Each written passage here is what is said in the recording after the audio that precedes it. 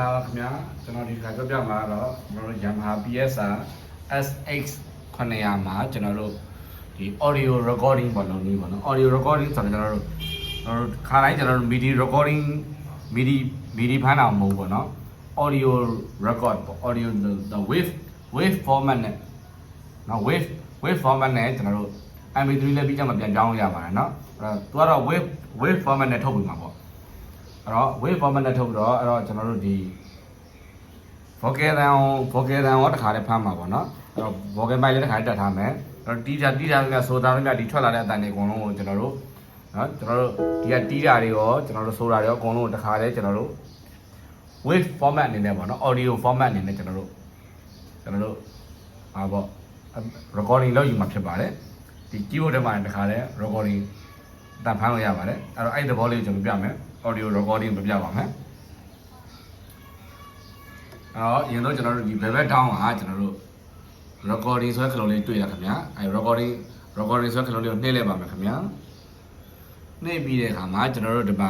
ဘက်ကနှစ်ခုကတော့ quick recording နဲ့ multi recording ဒါကတော့ကျွန်တော်တို့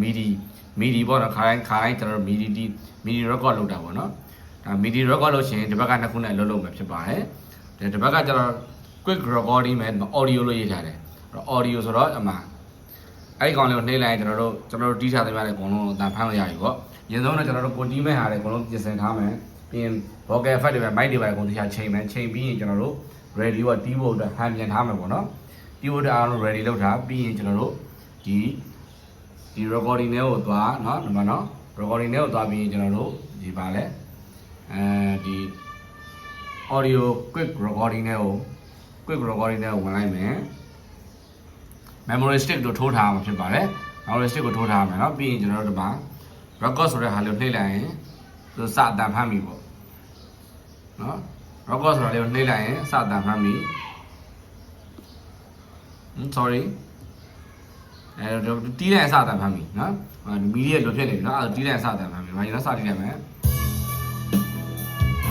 sorry မိုးသေးဘူးဗျ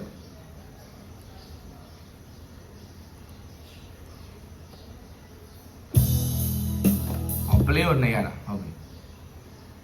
play ကိုနှိပ်လိုက်ရတာကျွန်တော်ပြမယ်နော် record ဆိုတာနှိပ်မယ် touch play တဲ့ဒီ play ကိုနှိပ်ရတဲ့စ recording စဖမ်းမှာနော်အဲ့တော့ရင်တော့ဖွင့်လိုက်ရင်ဒီလိုလေးမီးနေလိမ့်မယ်အဲ့အချိန်မှာတီးရင်အတန်ဝင်သေးလို့ဒီ second လေးသွားမှစဝင်တာအဲ့တော့ဒီtouch play pause to start recording နဲ့အဲ့တော့ဒီ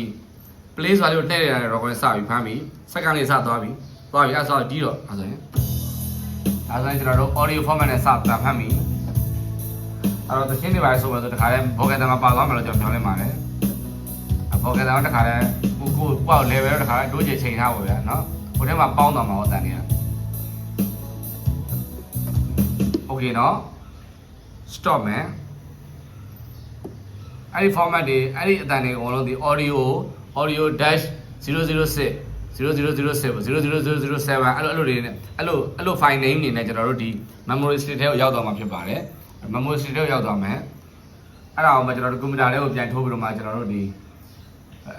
ကိုရိုက်ထားတဲ့ video ရုပ်တွေပိုင်းနဲ့ပြန် edit လုပ်လို့ရပါတယ် okay လောက်ပါပဲเนาะအားလုံးပဲကျမ်းမာချမ်းသာရှင်လန်းချမ်းမြေ့ပါစေခင်ဗျာ